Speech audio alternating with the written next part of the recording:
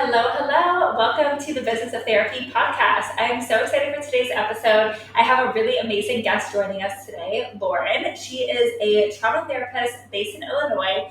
You probably have seen her on Instagram where she has over 204,000 followers.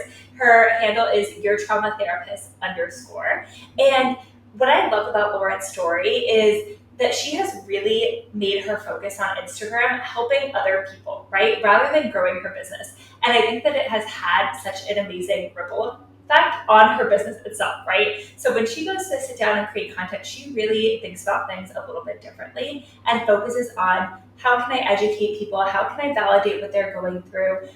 What am I going to create that is going to help other people? Rather than chasing the trends. And yes, she's in the Reels membership, but she does go ahead and adapt things to really fit her style. So when you scroll through her page, you'll notice the majority of her videos actually have her own voice. She rarely sort of does the lip syncing thing. And I think that she is just such a wonderful example of what it's like to grow on Instagram really authentically in a way that feels aligned and purposeful and all the things. So I'm really excited for this episode today. We're also going to be talking about the pros, the cons, hidden behind the scenes of going viral, as she's gotten, she had one reel that went crazy viral, over 20 million views. And so we're going to dig really deeply into that and how one reel can sort of change everything for you and your business.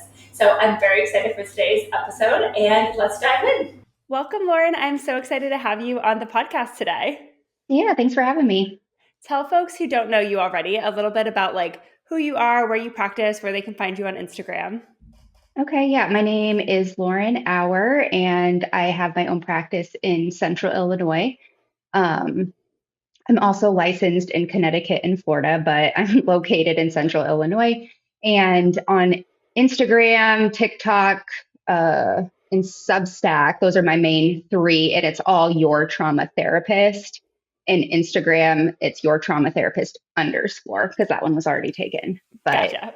yeah. Mhm. Very cool. And I'm guessing from the Instagram handle, your specialty is really trauma, but tell folks a little bit about who you work with too and who you create Sure. content for. Yeah. I mean, most of my career, including when I was an intern, has been in spaces that specifically focuses on trauma. So it's kind of just where I ended up, but it became something I was really passionate about. So when I opened my own practice in 2020, that was really where most of my experience was. Mm-hmm. And um, the places that I had worked in different agencies and domestic violence shelters, rape crisis center, and also doing a lot of work with offenders, whether that was in a juvenile detention center or groups for batterers, that sort of thing. So I had a lot of experience kind of from different angles. I had worked with young kids that had experienced trauma, as well as older adults, as well as offenders, as well as, taking on a role in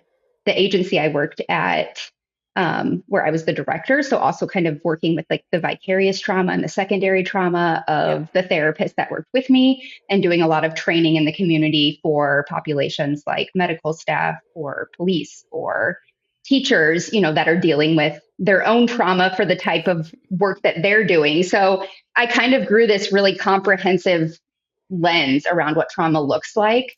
And Yep. so that's kind of where I ended up focusing. And I don't know, I feel like a lot of trauma, just as a whole, that word gets thrown out a lot and it can be very misunderstood. And there's a lot of nuance there.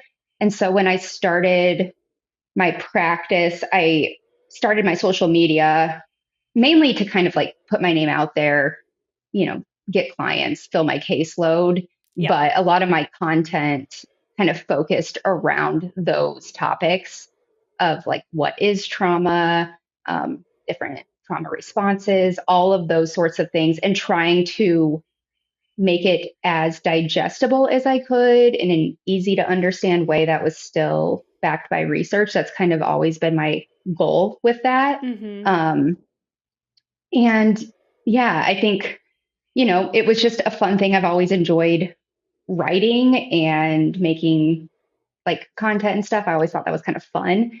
And I didn't really get to do that when I was working in an agency. That wasn't, I wasn't on the marketing team or anything like that. Yeah. So I had this space and this time where I was trying to build my practice so that I was just able to kind of play with it and have fun with it and figure it out, and had like, I don't know, 20 followers or something, to where the Yeah. stakes were really low. Yeah. And it just kind of evolved. I think we had such similar stories of in 2020, I was also like director in a nonprofit and Okay. started doing private practice a little bit on the side. Really, really loved it. And was like, okay, like I'm going to start an Instagram page. Maybe I'll get like 3 or 4 new clients from it. Who Mhm. knows?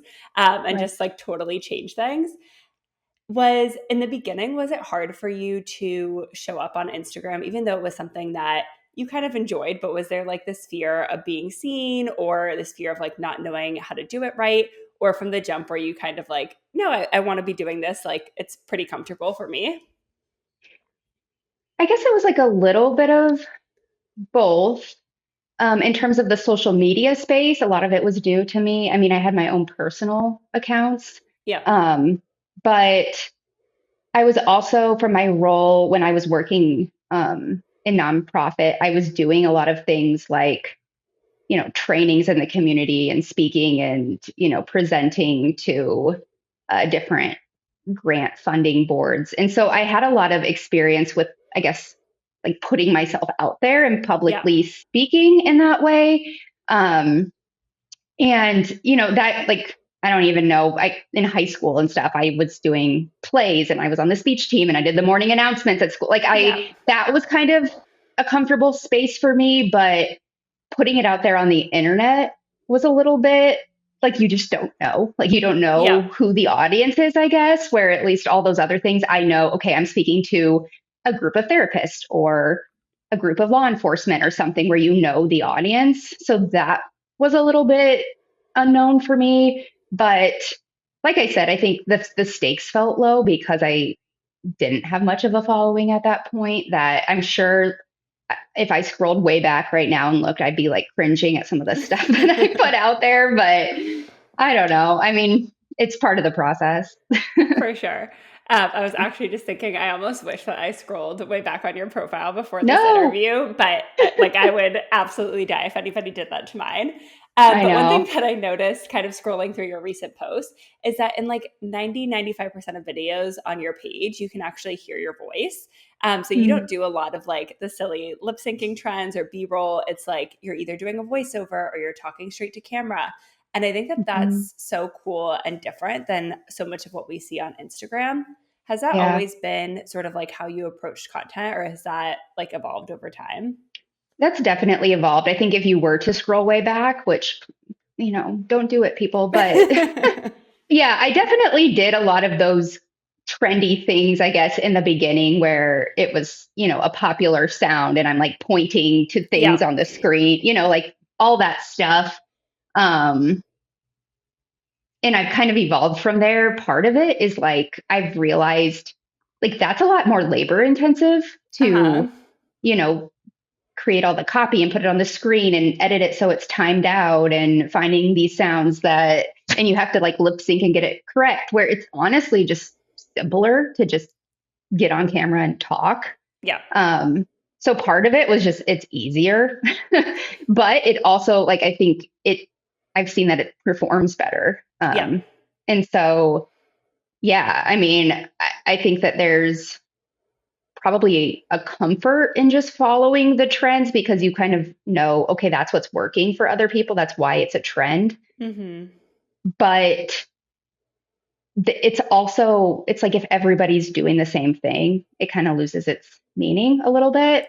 And so, yeah, I think I've evolved in finding my own style, which is partially out of me being lazier or being more like using my time more wisely, Yeah. but also just, I think too, when I'm scrolling through social media, the things that I'm stopping and looking at are usually those things where people are just talking directly, and not necessarily following the trends. And so I guess trying to implement more of that myself has been a positive thing. Yeah, I think that's so huge to look at like your own sort of like consumer behavior as somebody who's scrolling Mm. Instagram.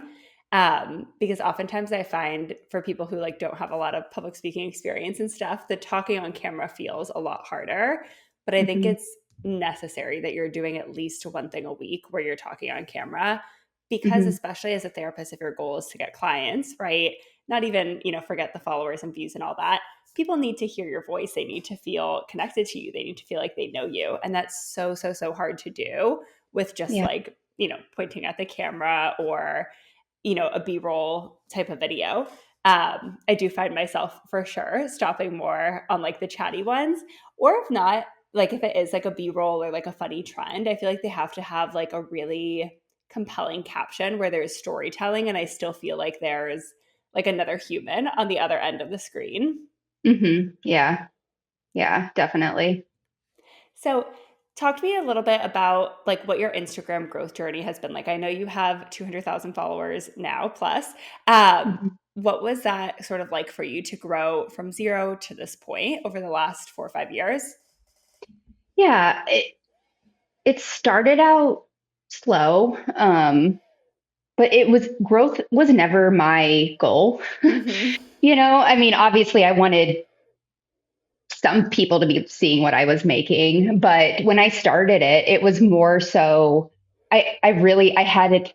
My name was the name of my business, and it was more about this is my new practice, and this is kind of advertising the practice in that way of getting new clients, um, along with putting out some information. But yeah, it kind of, I feel like I grew pretty organically with the local crowd, and Yeah. I did a lot of, I guess, networking because I was following other local practices and other local businesses and stuff like that, just to kind of make those connections locally. Mm-hmm. Um, and then I think posting, sometimes like funny videos or informational videos or whatever, a lot of those local businesses or creators or whoever that was following me would like repost it to their account. Yeah. And then it kind of organically grew from there. But yeah, in a couple years ago, I posted some short video, and it was just this quick, I don't even think it's 10 seconds long. It might be, but like a little technique holding up a highlighter, showing this way to like kind of calm your nervous system that's using the neuroscience behind brain spotting, which is one of the things that I'm certified in. Uh-huh. And it was just quick and it was really simple, and um, it blew up. I mean, I think over 20 million views on that probably That now is across wild. platforms. Yeah. And so that I wasn't expecting that. I wasn't trying to post something that would go viral. I wasn't trying to, you know, necessarily like increase my growth. It was just this like, oh, I learned this technique. It's really interesting. Like this is simple. It'd be cool like just to put this out there so people could use Yeah. it if it works for them, And so that was kind of the turning point of my social media accounts, and where it went from just kind of more local, putting my name out there for my business, to like now I have all these new followers and new people that are like wanting more of this type of content and interacting with it. And so I was like, okay, guess I'm doing this. And I think it was around that time that I changed my handles to the Your Trauma Therapist to make it more about that part of me and less Yeah. about just my practice. And at that point, a couple years ago, I mean, my practice was pretty full. I think I had a wait list. And so I like honestly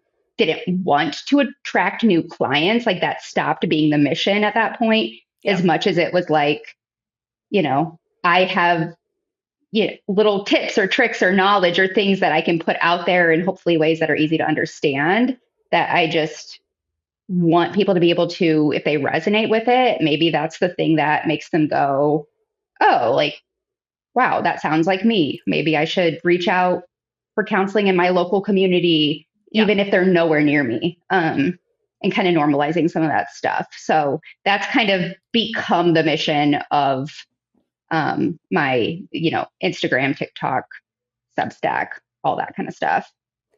So Cool. yeah. You froze for a second there, but I think it was on my end, so we should be good. Um, Okay.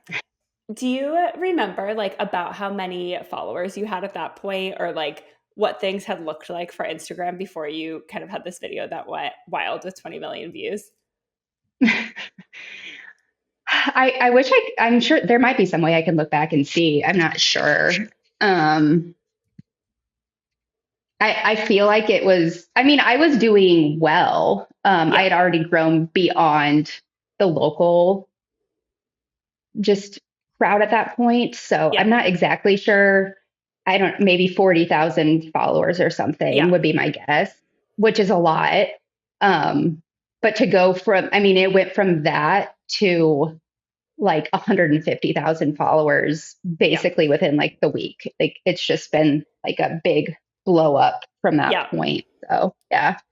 Was Hmm. there like sort of a new fear of being seen again, kind of going from like 40,000 to 150,000 followers in a week? Yeah, it was definitely interesting because there's definitely kind of a dark side, I think, of going Hmm. viral in that way. You know, a lot of like, I feel like most of the comments were really positive and like, wow, this actually helped, or oh my gosh, that's crazy. I just did this technique and I actually feel way better, you know, like really positive things, Yeah. along with, you know, the portion of people that are just rude or like didn't work for me or, you know, Hmm. pseudoscience or, um, I mean, I had so many comments on it's not a bad thing, but like I wish there was a way to calculate out like the percentage of comments, but so many Yeah. people just even commenting on the fact so many people are like, you look like Reese Witherspoon. Mm. You look like Reese Witherspoon. Like so many comments about that Yeah. I feel like people, you know, were saying, which isn't a bad thing, but also, you know, sometimes like negative things about I don't know, somebody would say something like rude about my appearance or something. And then there would be Yeah. comments on that from other people, like defending me. And like, I'm like, I don't even know what's going on right now. But then Yeah. like people arguing in the comments created all these comments, which increased engagement. I don't know. Like, it was like wild. And I think before that point, I was pretty good about trying as much as I could to, you know, respond to as many comments as I could, or even if somebody said something negative, to, you know, make some statement about, you know, I know that this is only a 15-second video, so I obviously can't go deep into all the research behind this in this video, but here's some links to the research that did go into it. And Yeah. when it got to that point, though, it part of it was like, I just don't have time for that. Well, with Um, 20 million views, it like takes on a life of its own. I think that that's impossible for any one person to moderate, even a team to yeah, moderate. right. Yeah, I think in a weird way, it was kind of good because I think that helped me kind of let go of that pressure that I probably put on myself to Hmm. engage with people about everything. And I do my best to engage with people as much as I can, Yeah. but there's no, like, I don't feel this pressure or like if I don't respond to everything or if somebody says something rude, you know, I just can like leave it and I don't, it like honestly, like half the time I don't even look at it, or if it's really bad, sometimes I just delete it or I'll like Yeah. block the person. Um, and so I don't know. I mean, in a good way, bad way, I think that that's like, I've kind of developed this mindset of like, I know my heart behind the things that I post. I know that there's like research and actual, you know, facts that go behind these things. I know I'm not putting out pseudoscience, and I Yeah. realize some people don't believe in certain things, and that's fine. Like, I don't need people to agree with me on everything. I realize people can have different viewpoints, and I don't like.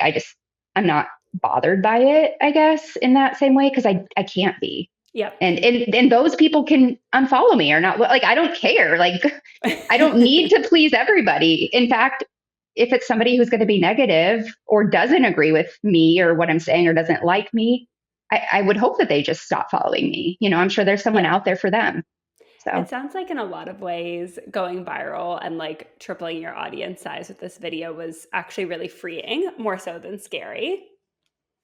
yeah, I think so. I think scary, there's been some things that I've put out. So that video going viral, I think attracted a bigger audience. And so I was getting more like requests to be on podcasts and things like that. Mm-hmm. And one of the things I focus on is religious trauma.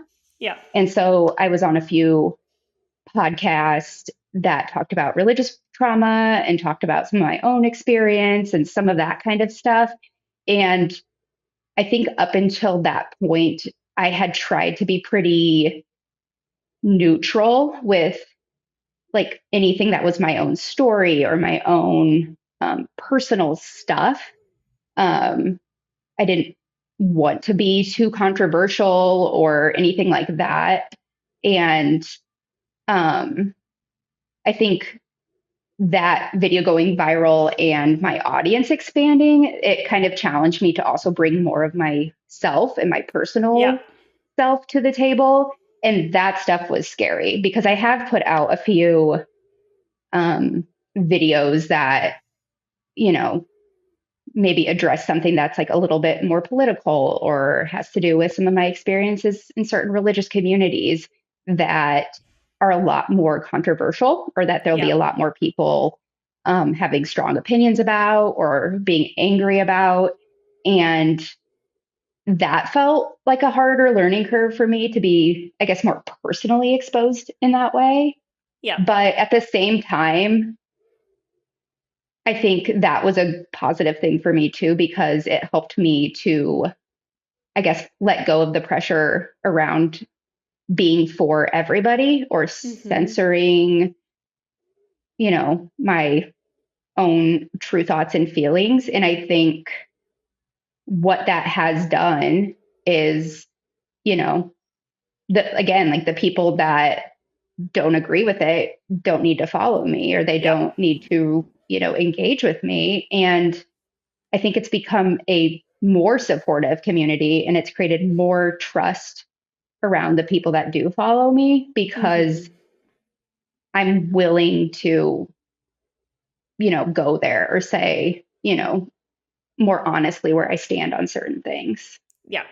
I've Yeah. always found that too, of like sharing politics can feel really hard, especially because you don't Yeah. want to like, as a therapist, especially like we're taught it's our job to like hold space for both sides, right? And so to say Hmm. like, actually, this is my platform, so I'm not really going to do that here. This Yeah. is not my therapy room is a little different.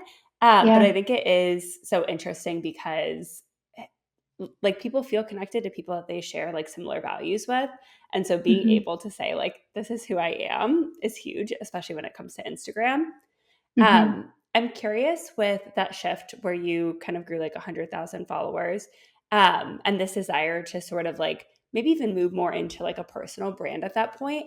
Were there other business goals as you were sort of shifting from my caseload's full, I don't really need to like keep focusing on this local community and practice building, to now I have a really large audience. What am I going to kind of do with this? Yeah, a little bit. I mean, it's kind of it's funny because so Instagram Reels in particular, they used to have this bonus program for Yeah. Reels where you would get money, not a lot of money, but based on the views or the engagement, you would get like a portion of money. And then they got rid of that for about a year, I want to say, and then Mm-hmm. they brought it back. And it was in that little year period of time when they got rid of it that that video went super viral for That's me. And so I was like, annoying. dang it, I know. I was like, so, I mean, I was getting a little bit of money off of it before that viral video. And even, I guess I would have to double check, but I'm pretty sure since they brought it back, it's a lot less money It that you is. get. Yeah. Okay.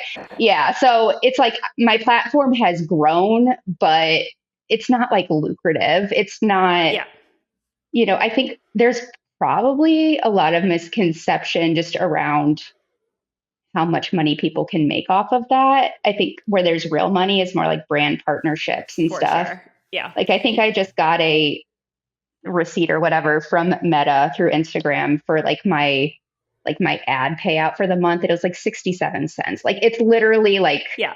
it's kind of a joke. Yeah, I was gonna say the first round of creator program, I probably had like less than 10,000 followers at the time, and I would get like a few hmm $100s a month. Now I get like hmm $6, and it's like, Yeah, okay, like I I'll know. take it. I keep it on. I'm like, that's a nice coffee, but hmm that's not why I'm posting on Instagram, you know. Right.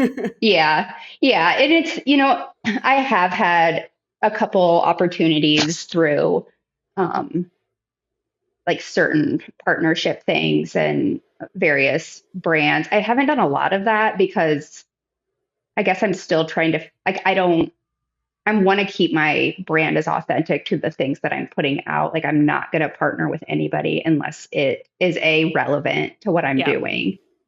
I get a lot of, emails or whatever asking about, oh, do you want to try this jewelry brand or whatever? But that's not Yeah. really, it's not like the kind of content I'm putting out. So, unless it's like mental health related, I'm a one person show. Like it's literally Hmm. just me and that learning curve of I don't even know what's appropriate to ask for. Like, is this a major low ball or is this normal when they're offering things? So I'm trying to kind of figure out that process. Because obviously, if I'm going to do the work and put it out there, I would like for To be it to like well be worth my compensated. Yeah. time. Yeah. Yeah. And I've kind of learned the hard way on certain things of, what that looks like. Um, and all of that and what to ask for. So a lot of that's been through trial and error. Um, I've started my Substack maybe a year ago, and I've really been liking that form of growth because there's a little bit of monetization to it. And it's Hmm. really just based on if people want to support it. And I like that it's kind of a way for me to go more in depth with the short form stuff where I can only say so much. It helps me for those people that are wanting, like, well, where did this come from? Or I want to know more about this or whatever. I can kind of point them to my Substack where they can have a lot more of that information. For And folks I who like that aren't community. For folks hmm who aren't familiar with Substack, tell us a little bit about Sure. like what that platform is, how it works. Yeah, it's basically kind of like a blog Yeah. that or a newsletter platform that you get to decide everything. So how often you're going to put it out, if you want to put a paywall behind things or not, or how you want to structure it. It's completely up to you. Um, and you can engage with each other in the Substack app. But Hmm. if people sign up for your Substack, it'll go directly to their email. And the way I have mine is I release one every Monday and every other week is free. And Yeah. then so for anybody that pays for, I think it's like $6 or $7 a month Yeah. for mine, that if they pay that, then they get one every week to their inbox. And then there's like some extra like freebies and stuff that I'll throw out there with it.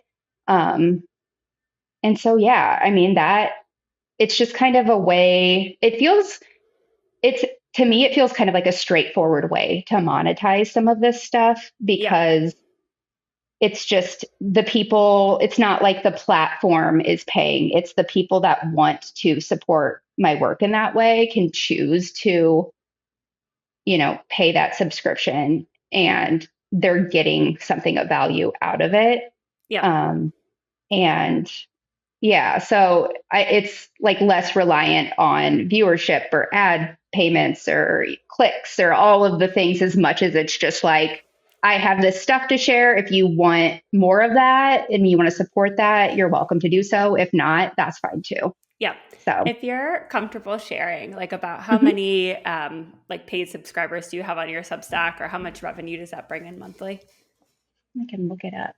Ah, Well, see. So it's been a pretty steady growth. If I go to my dashboard here, I think So most of my subscribers are free subscribers, meaning that they Mm-hmm. just get the every other month. So I have, um, let's see, 5,826 subscribers, Very cool. and 81 of those are paid. Yeah. And so the estimated annual revenue that it has right now, if I look at it, is around $5,000 a year Yeah. for 81 paid subscribers.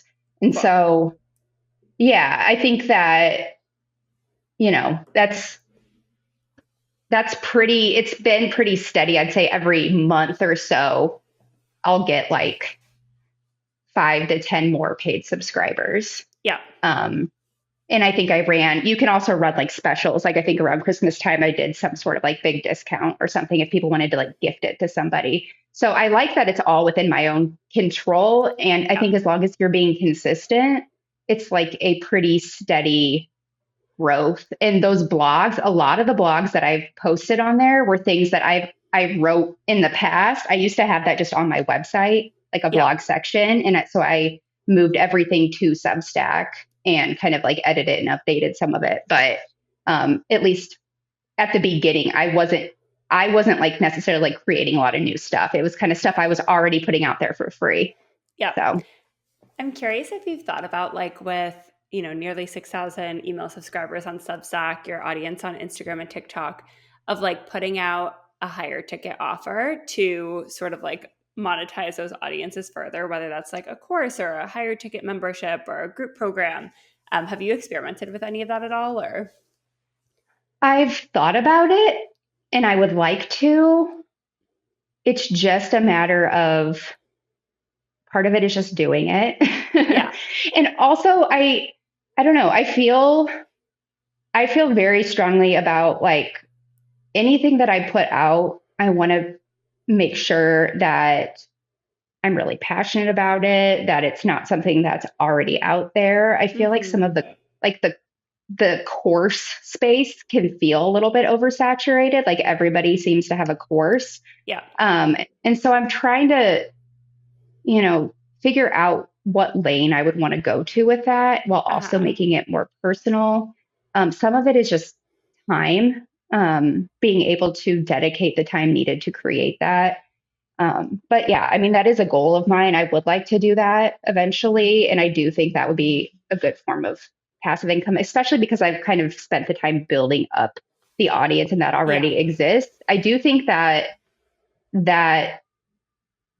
I'm glad that I've kind of done things the way that I have in steps of not just like, here I am, I'm new, here's a course, here's all this Yeah. stuff, you can pay for it, but like getting to the point where there are people that follow the account, that engage with the account, that want more, that, are invested in what I have to say or the type of information I'm putting out. I think um, you kind of have to build up to that in order to Oh, be for successful. sure. Yeah, I think a Hmm. lot of therapists and like content creators in general see courses as like maybe like a free income or like very passive income stream. Mm. But when they take a ton of time to like outline, build, Yeah. create, like film the curriculum, like the marketing, all of that.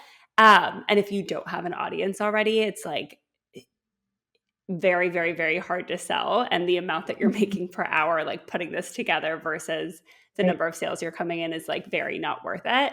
But I Hmm. think definitely by focusing first on like audience growth, that you're in like such a good place. And what's interesting too that I've heard from you throughout like this episode is that your main thing is like, how do I actually help people with this content? Which I think is such a different approach than a lot of people as creators, right? Like, yes, you started being like, okay, I want to get some like clients and advertise my practice.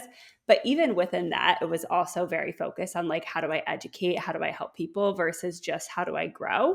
Hmm. And I think that that has clearly served you super, super, super well. Hmm. Yeah, I think too, you know, not everybody cares about social media or is Mm-hmm. comfortable creating social media. And I've had friends and stuff that are in the same field that have been like, I'd like to start my own practice, but I really don't want to do like the whole social media thing. And it's like, you don't have to. Yeah. For me, it's something that I just, it feels organic. I enjoy it. I like the process of it. And if I didn't, I don't think I would do it. Yeah. It's just, and I think that if you are doing it from a place of, oh, I have to do this, or I'm forcing myself, or I need to get behind this camera, or like that's probably going to come through in some way, shape, or form, or it's going to Yeah. become this like chore that you're not enjoying, and that's not going to be good for you or consistent for you. um and it doesn't mean you shouldn't be on social media, but maybe there's different ways to go about it, or maybe it's more, you market yourself through, I don't know, like getting out in your community and meeting people that way, or Yeah. just finding like what is it that you are actually okay with doing. I also feel like there's so many, you know, tips and tricks about growing your audience and all these Mm-hmm. things, which is great. But if your mindset going into it is like, I just want to grow and I want to get these numbers and I want to do this and that, without like, if that, excuse me, if that's primary over like the actual content you're creating, Yeah. again, I feel like there's going to be a sense of that is forced for me. I mean, I try to post consistently, but I also, there's a lot of things that like I'll just have an idea and I don't even overthink it. I'll just make something, or I'll just, save it to a draft. I have so many drafts of things to put out that it's not hard to just, post them every now and then, like Yeah. consistently, instead of being like, okay, got to put something out today. I need to get inspired. I need to come up with ideas, but rather just like when you have ideas, make a bunch of stuff off of that and then like put that out at various points. Yeah. I think That's the that worst. that's so huge too, like on both pieces Mm-hmm. that you said. Like, for sure, to have a private practice, you need to do marketing. And Mm-hmm. that's a big difference between working at like somebody else's group practice or an agency, right? Like, you're going to Yeah. need to put in some effort to get clients, but it doesn't have to be Instagram, right? And Mm-hmm. you might not like marketing at all. So maybe it's picking like what is the thing that you hate the least, right? If it's networking, if it's learning ads, if it's blogging, if it's social media, Mm-hmm. but you do need to find like a way to put yourself out there and have people know that your business exists. But for sure, I think that it's important, like when doing social media, that there's another why behind it besides just like get clients or get followers or get growth or get money, Mm-hmm. because it's how you stay in it in the long game, right? Like, you and I both started our social media in COVID. It would be impossible to still be creating content week in, week out if you're just Mm-hmm. doing it to like check a box, right? It's draining and it's a lot of work. And so I think having that other mission behind it of like, how am I actually going to help people? Because at the end of the day, like, good content is always what's going to perform, no matter what's trending, no matter what's, sort of like the hot angle or the new filming style or whatever. Mm-hmm. Like, is your content substantive? Is it good? And that can be educational. It could be like personal. It could be storytelling. It could be like a lot of like validation or inspiration, but there needs to be like some juice behind it, Yeah. which I think is so important. Mm-hmm. Right. Yeah. I think figuring out like for yourself, you know, for instance, like, I don't know, if it's daunting to put yourself out there and advertise yourself, then maybe like joining a group practice where they have Mm-hmm. somebody who does all of like runs the social media for the group, Yeah. or posts a spotlight on each therapist or something like that may feel more comfortable. And that's okay, and obviously there's other ways to advertise yourself through like psychologytoday.com or Yeah. whatever these other profiles are. Um, and I think honestly too, at least in my experience, is like there is a need for counseling. There are Mm-hmm. people like in my area, most places are pretty full or have wait lists, or if there's a new therapist that opens a practice, it's not usually taking forever for them to grow. As long as, I know many people that have just like let other therapists and groups in the community be like, hey, I'm starting my practice. This is what I specialize in. And so giving other therapists your information so that Yeah. if they're full and people are coming to them, they can recommend you. And there's not unfortunately going to be a shortage on people that need mental health care. Yeah. And so there's always going to be the people that need it. It's just about figuring out how to connect yourself in those ways. Yeah, and I love that Hmm. approach of looking at it because it takes off so much pressure for like going viral or getting the views or getting the followers. If the goal is really like, how do I let people know I exist? That can Yeah. be, going door to door. It could be cold emailing. It could be following other business owners and like introducing yourself or asking them to coffee. It doesn't need Hmm. to be, what is going to get me the most amount of views here. Hmm. Yeah.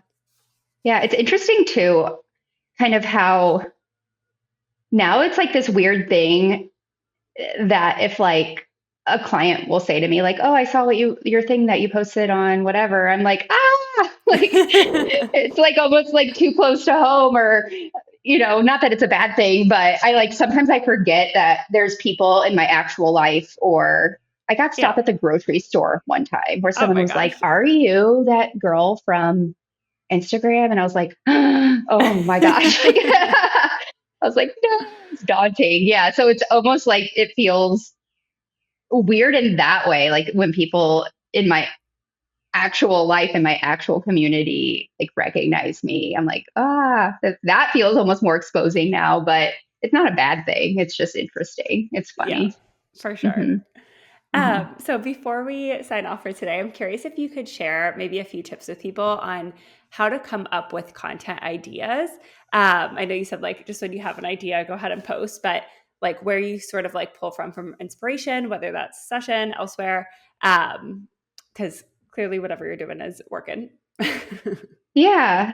I think a lot of it, I probably pull most of it from the work I do actually with clients. I think a Yeah, lot of times, if in a week I've had a client say something that I'm like, wow, that's really significant, or that's like a really common feeling, or especially if I have more than one client be like, this is the thing that's coming up for me, then yeah, I'm like, okay, if it's relevant in this room, it's probably relevant at a wider level. And yeah. so I feel like a lot of things come from those direct interactions with people. Hmm. And um, just kind of figuring out, you know, uh, I don't know, just trying to put voice to some of those things to normalize them for a wider audience, I think can be really helpful.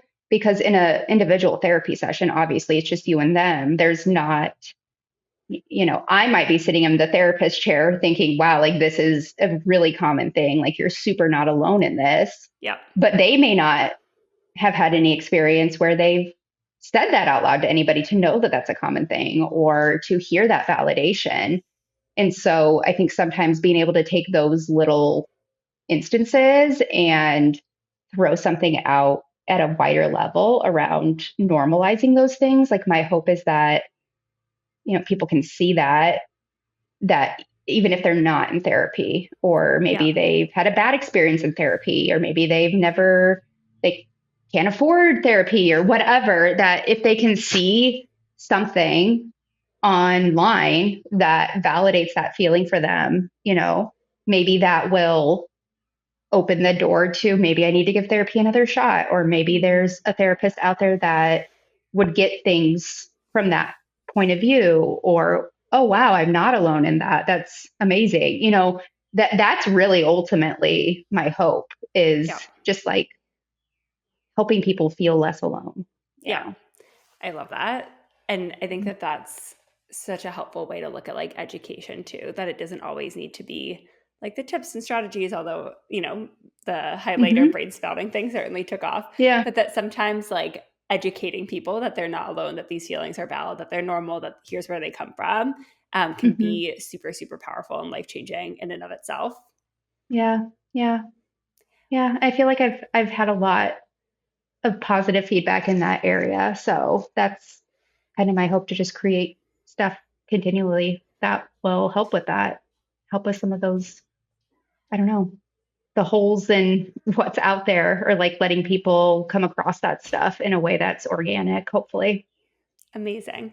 Well, thank you so much, Lauren, for joining us on the podcast today. I'm going to go ahead Good. and link your Instagram, TikTok, and Substack in the show notes, as well as this viral reel for anybody who wants to check it out. And yeah, All right. Well, I appreciate it. bye.